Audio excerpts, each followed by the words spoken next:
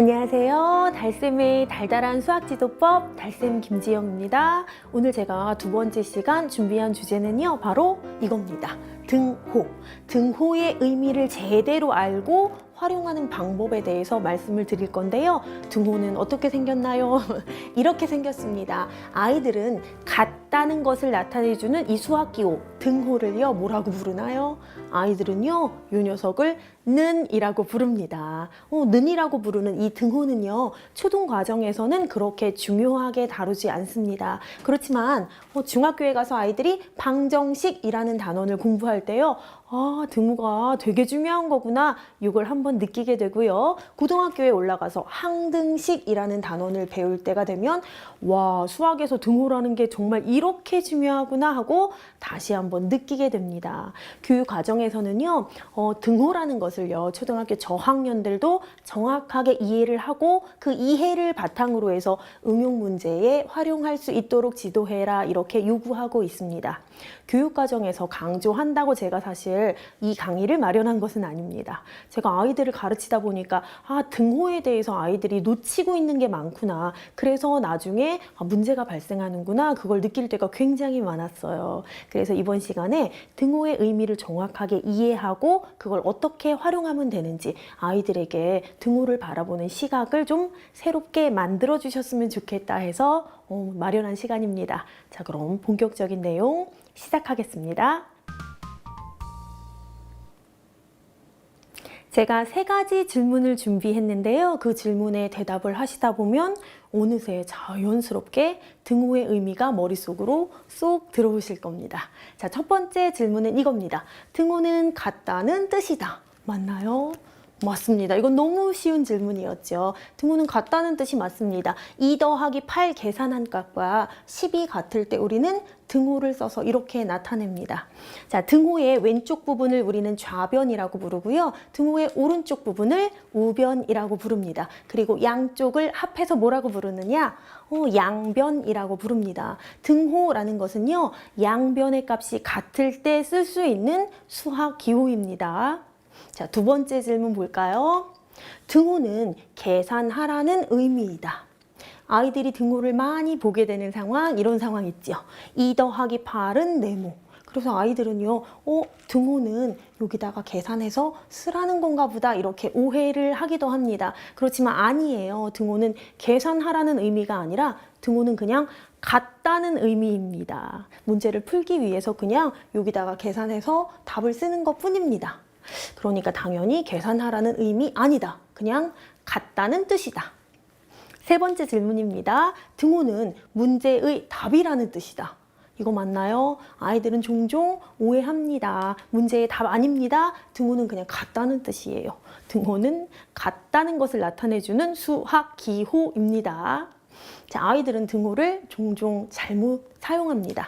자, 제가 한번 예를 보여드릴게요. 아이가 주관식 문제를 풀려고 문제를 쭉 읽고 이런 식을 세웠습니다. 요걸 계산하는 과정에서 먼저 2 더하기 8은 10 이렇게 썼어요. 그리고 나서 이제 더하기 7 해야 되잖아요. 그래서 요걸 계산하려고 이렇게 썼습니다. 뒤에 더하기 7은 17. 답은 맞았지요. 그렇지만 풀이 과정이 잘못됐습니다. 어디가 잘못됐나요? 잘못된 거 안 보이는데, 그렇게 생각하시는 분들은요, 등호의 의미를 다시 한번 생각해 주세요. 등호는 같다는 뜻입니다. 자, 2 더하기 8은 10. 여기까지는 됐어요. 그런데 여기에 더하기 7을 해놓는 순간 여기 좌변의 값과 우변의 값이 달라졌죠. 같지 않은데 등호를 썼습니다. 그러면 잘못된 식이 되는 겁니다. 여기까지 계산한 뒤에 다시 여기서 끊고 10 더하기 7은 17, 이렇게 답을 써야 맞습니다. 이렇게 잘못 사용하는 경우 굉장히 흔하게 볼 수 있거든요. 서술형 시험을 볼 때요, 이런 경우에 감점을 받게도 됩니다. 그러니까 아이들이 혹시 등호를 잘못 사용하고 있지는 않은지 어머니들께서 한번 봐주셔야 합니다. 지금 화면에 문제 보이시죠? 이 문제는요, 아이들이 무지 좋아하는 문제입니다. 아닙니다. 사실은 아이들이 어려워하고요. 별로 안 좋아하는 응용 문제입니다. 그런데요, 이 문제를 제가 지금부터 두 가지 방법으로 풀이를 보여드릴 거예요. 첫 번째 방법은 무엇이냐? 그냥 일반적으로 계산을 해서 푸는 방법이고요. 두 번째 방법이 바로 교육 과정에서 요구하는 등호의 의미를 정확하게 이해하고 그걸 기반으로 해서 활용을 해서 푸는 문제입니다. 자, 그럼 어떤 풀이 방법인지 첫 번째부터 한번 보실게요. 14 더하기 43은 11 더하기 네모, 이런 문제입니다. 자, 요걸 풀려고 하는데 가만히 보니까 좌변의 값들은 계산이 가능하죠. 그러니까 이거부터 계산을 하는 겁니다. 그럼 57 나오겠고요. 이 57은 11 더하기 네모랑 같다고 했네요. 그러면 우리는 네모를 구하기 위해서 어떤 계산하면 되나요? 57에서 11 빼주면 되겠죠. 계산하면 답은 46이 나옵니다. 이 방법도 좋은 풀이법입니다. 그렇지만 등호의 의미를 이해한다면 이렇게도 풀 수 있습니다. 자, 등호라는 거는요, 좌변의 값과 우변의 값이 같을 때 사용하는 수학 기호입니다. 그러니까 둘이 같다는 거죠. 그런데 양쪽이 똑같아야 되는데 14하고 11을 가만히 살펴보니까 11이 14보다 3만큼 작은 거예요. 양쪽이 똑같아져야 되는데 여기서 3만큼 작네요. 그렇다면 43하고 여기 네모하고 비교해 볼 때는 이 네모가 43보다 커야 될까 작아야 될까? 아이들에게 이런 질문을 던져보십시오. 그럼 아이들은 뭐라고 얘기할까요? 자, 양쪽이 똑같아져야 되는데 43보다 당연히 커야 되겠죠. 얼만큼이요? 얼만큼 커야 되냐? 3만큼 커야 됩니다. 왜 그러냐면 11이 14보다 3만큼 작았기 때문에 양쪽이 같아지려면 43보다 3만큼 큰 수인 46이 여기에 와야 된다는 거죠.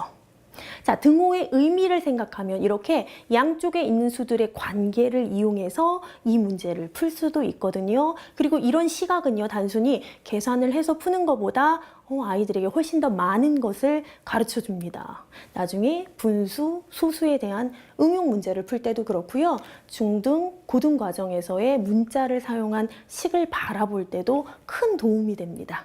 그러니까 첫 번째 방법이 더 쉬운 것 같고 더 편안한 것 같이 느껴지더라도 이런 시각을 아이들이 배울 수 있도록 좀 지도를 해주시면 좋습니다. 달셈 정리 시간입니다. 오늘은 우리 등호에 대해서 살펴봤지요. 등호는 같다는 것을 나타내주는 수학 기호입니다. 자, 등호를 이용해서 네모 구하기 같은 응용 문제 풀 수 있다고 말씀드렸죠. 이런 문제 풀 때는요, 단순히 계산 위주로 해서 막 푸는 것보다는 양쪽이 똑같아지기 위해서 등호가 성립하기 위해서는 어떻게 해야 되는지를 생각해 보는 게 굉장히 중요하다고 말씀드렸습니다. 중고등학교 과정에 가면요, 이렇게 등호를 볼 수 있는 시각이 얼마나 중요한지 아이들도 느끼게 될 겁니다. 그렇지만 이 방법이 좋다고 해서 아이에게 막 강요를 하셔서는 안 됩니다. 애들이 아직 다 이해도 못했는데, 아니면 그 전에 풀던 방법이 더 좋은데, 이게 낯선데도 불구하고 이거 좋은 방법인데 왜 이렇게 안 하니? 이렇게 강요를 하시다 보면요, 거부감이 생깁니다. 수학은 긴 싸움이에요. 오늘 이해 못해도 괜찮습니다. 내일 이해 못해도 괜찮아요. 이걸요 1년 동안 이해 못해도 괜찮습니다. 내년에 다시 하면 돼요. 아직 아이들은 어리고요. 수학 공부할 날은 많이 남았습니다. 그러니까 무엇보다 중요한 것은 어머니들께서 중요한 게 뭔지는 알고 계시되 아이가 받아들일 준비가 될 때까지 기다려 주시는 마음입니다. 그런 마음만 가지고 계신다면 아이들은 차근차근 열심히 공부해서 수학을 잘하게 될 겁니다. 그러면 다음 시간에 또 뵐게요. 감사합니다.